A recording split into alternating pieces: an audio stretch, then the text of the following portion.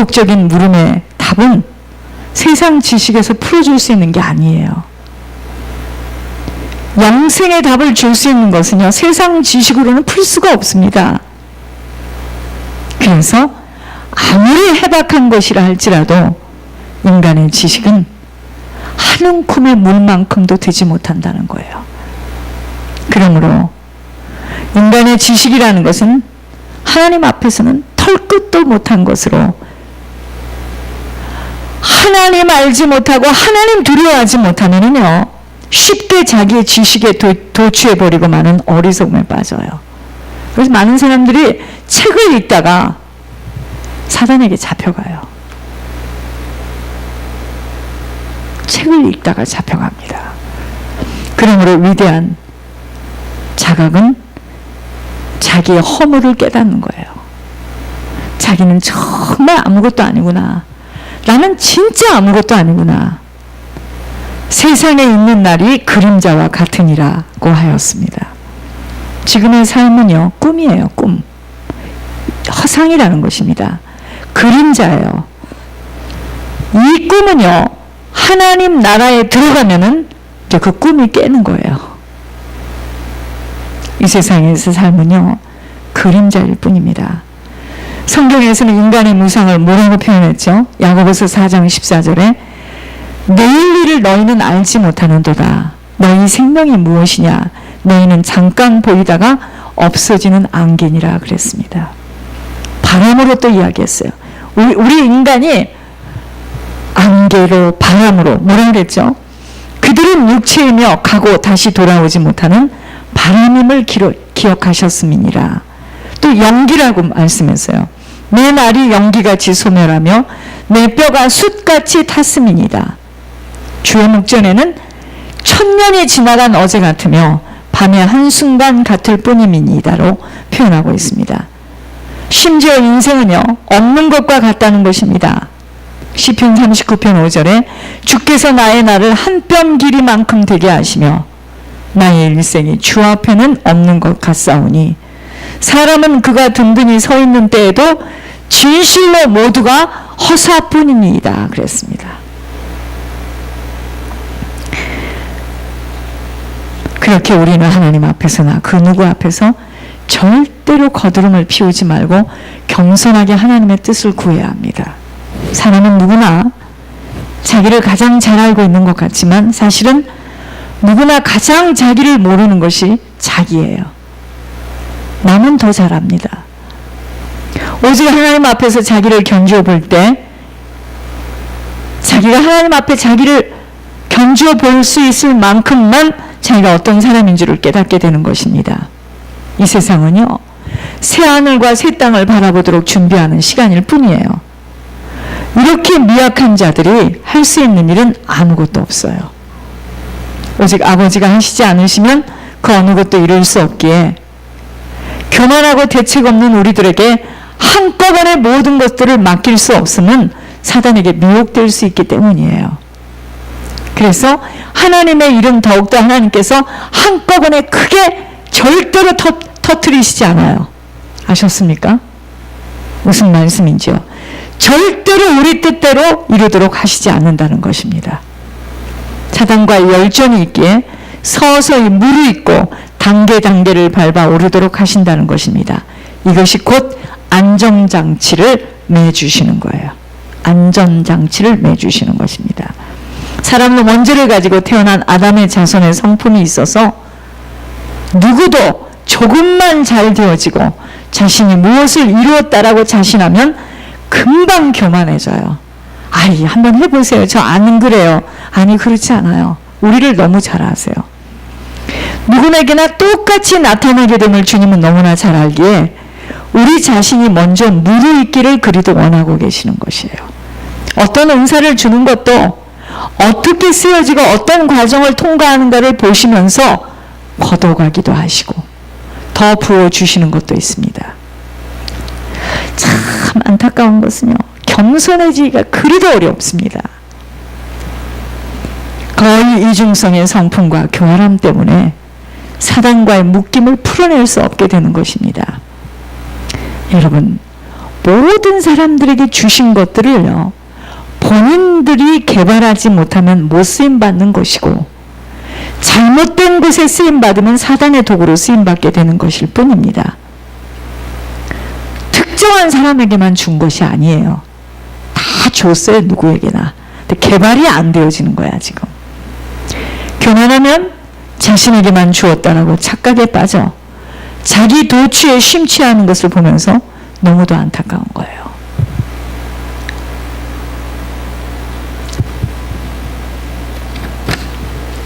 왜 권 목사님에게만 계시의 영을 부어주셔서 저토록 어린아이 같으시고 부족함이 많으신 분에게 아버지는 그의 육신 속에 들어가셔서 말씀하시고 보여주시는 줄을 시간이 가면서 너무나 확인되어지면 권 목사님은 사단이 주는 것을 먹을 환경이 없었어요. 사단이 주는 것을 먹을 시간도 없었어요. 그래서 아버지가 말씀하시는 대로 표현하실 수 있다고 생각했습니다. 사단이 주는 걸 먹질 못했어요. 머리를 쓸 줄도 몰라요. 쓸 수도 없는 상태가 너무나 부러운 것입니다. 그러나 대부분 사람들은 얼마나 포장을 그럴싸하게 하며 자기를 내세우고 교만 오만한 줄 순간순간 얼마나 거짓으로 덮여져서 위기를 모면하며 시기 질투심이 강한지 그것이 응답이 올 수 없는 처소가 우리 속에 있어요. 주님은 교활하고 역겹다고 하십니다. 아무리 좋은 은사를 받았더라도 자기만이 가진 특정한 선물이라고 착각 속에 빠져 있으면 그 은사를 지속하여 사용하지 못하도록 막으십니다. 여러분, 우린 진짜 그래서 하나님이 저도 처음과 달라질까 봐 이토록 달달달달 다루시는 겁니다. 이런 속사람들이 정리가 되어지지 못하면 미약한 상태가 지속되어지게 정말 우리 모두는 통에 자복해야 합니다. 즉 시간이 길어진다는 것입니다. 하나님은요, 우리들이 교만방자한 상태에서는 절대로 주님의 기적과 이적 나타내 주시지 못해요. 루시엘이 왜 사단이 되었는 줄을 깊이 보아야 합니다. 시작은 미약하지만 우리들의 상태가 점점 나아짐에 따라 아버지가 풀어주시는 창대케 되어지는 응답을 얻게 되기에 기다릴 수 있음이 우리들의 영적 상태가 나아져야 되는 과정을 거쳐야 하기 때문입니다. 우리들이 준비가 되어지는 만큼의 훈련 과정을 통과해야 한다는 것입니다. 반드시 시작은 성령으로 시작되어진 처음의 심정이 끝까지 성령의 도구로 쓰임받아질 때 창대케 되어지는 응답을 얻게 되는 것이지 그냥 무작정 시간만 지난다고 창대케 되어지는 것은 아닙니다. 고난이 죄에 대한 징벌인 줄을 안다면 불순종에 대한 징벌은 반드시 찾아오게 되는 고통으로 받아들여야 합니다. 노아 홍수 때 죄악 때문에 생긴 하나님의 징벌로 물로 다 쓸어냈어요. 고난은요, 죄에 대한 결과임은 바람을 심는 자는 강풍을 거둘 것이라고 호세아 8장 7절에서 말했습니다. 본문을 통하여 욥의 훈계자들도 욥이 당하는 고난을 그의 죄를 입증하는 것으로 주장하는데 하나님이 우리를 훈계하시는 방법이요, 하나님이 사랑하시는 자를 아끼시기 때문에 고난을 통해서 훈계하십니다. 고난을 허락하실 때는 결국에는 구원하여 주셔서 승리하게 되어 멸류관 받게 하시려고 미약한 시작으로 믿음의 과정을 거치게 하시는 것입니다. 마태복음 10장 22절에 또 너희가 내 이름으로 말미암아 모든 사람에게 미움을 받을 것이나 끝까지 견디는 자는 구원을 얻으리라 그랬습니다. 로마서 8장 36절 37절에 누가 우리를 그리스도의 사랑에서 끊으리요 환난이나 공고나 박해나 기근이나 적신이나 위험이나 칼이랴 기록된 바 우리가 종일 주를 위하여 죽임을 당하게 되며 도살당할 양같이 여김을 받았나이다.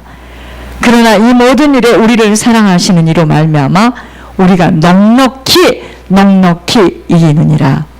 야고보서 1장 12절에 시험을 참는 자는 복이 있나니 이는 시련을 견뎌낸 자가 주께서 자기를 사랑하는 자들에게 약속하신 생명의 멸류관을 얻을 것이기 때문이라. 조상의 부모와 열조들이 지은 죄를 갚아가야 하는 과정이 있기에 시작은 미약하나 아버지가 하실 수 있도록 우리들 자신을 깨끗이 정리해야 하는 믿음의 연륜을 쌓아가야 하는 시간을 잘 통과해야 합니다. 그것 때문에 안 되는 거예요, 지금. 아버지는 처음부터 창백해 하시지 못하고 차근차근 우리들이 하는 것을 보시면서 아버지의 기적과 이적이 나타나도록 하신다는 것입니다. 마음가짐이 바르다고 아버지와 뜻이 맞다고 바로 응답하실 수 있음이 아닌 치를 것을 치러야 하는 과정을 통과해야 하는 영적 원리가 있었다는 것입니다. 아무것도 뿌린 것도 없고 주를 위해 헌신된 삶도 없는 것만이 아닌 아버지의 것까지도 도둑질하는 사업을 하나님은 축복할 수 없다고 말씀하시는 거예요.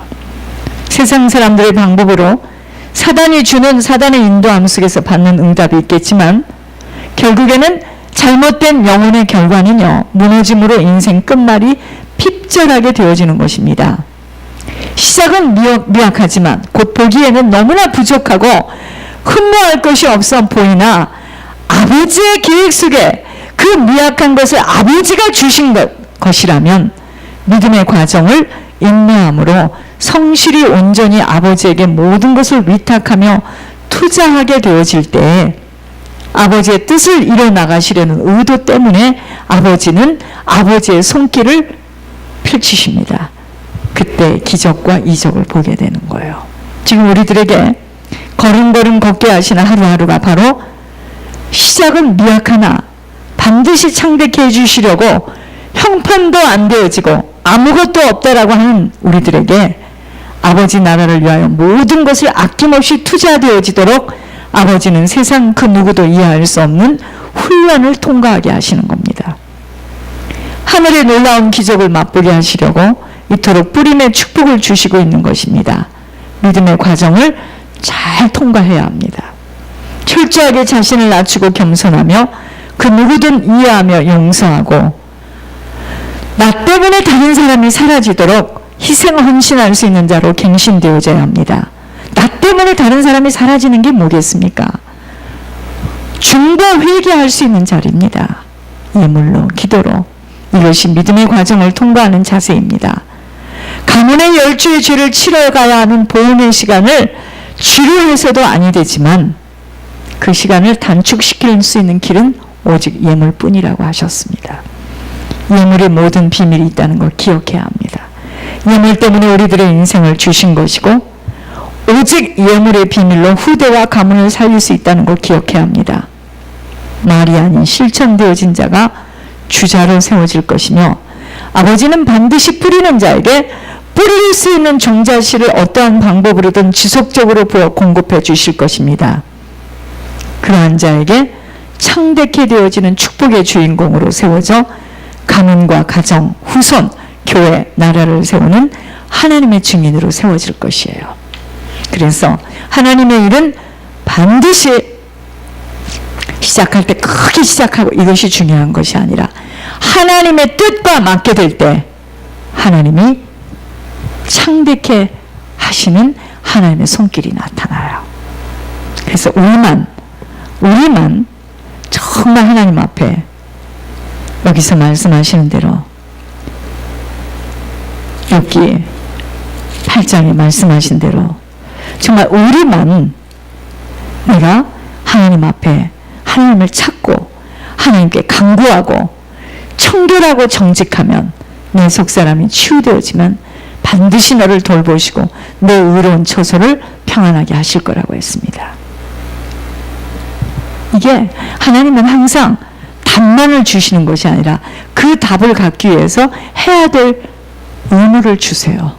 그것이 맞아질 때, 그래서 여러분 자꾸 우리가 어떠한 일이든 있는 그대로 말하는 습관을 가져야 됩니다. 그거 안 하면 사단이가 나를 잡고 안 놔줘요. 살아계신 주님 너무나 고맙습니다. 시작은 미약하나 창백해 되어질 수 있도록 하나님 정말 저희들이 하나님을 찾고 하나님께 간구하며 우리 속이 정말 청결하고 정직한 자로 변화되어서 아버지 하나님께서 하시는 일을 보기를 소원합니다. 이 밤에 저희들 기도하기를 원합니다. 회개의 영을 부어주시며 토설하며 죽게 하게 하여 주시옵소서. 하나님, 낱낱이 우리 속을 토설하기를 원합니다. 주님 역사하여 주시옵소서. 살아계신 주 예수 그리스도 이름으로 감사하며 기도드립니다. 아멘.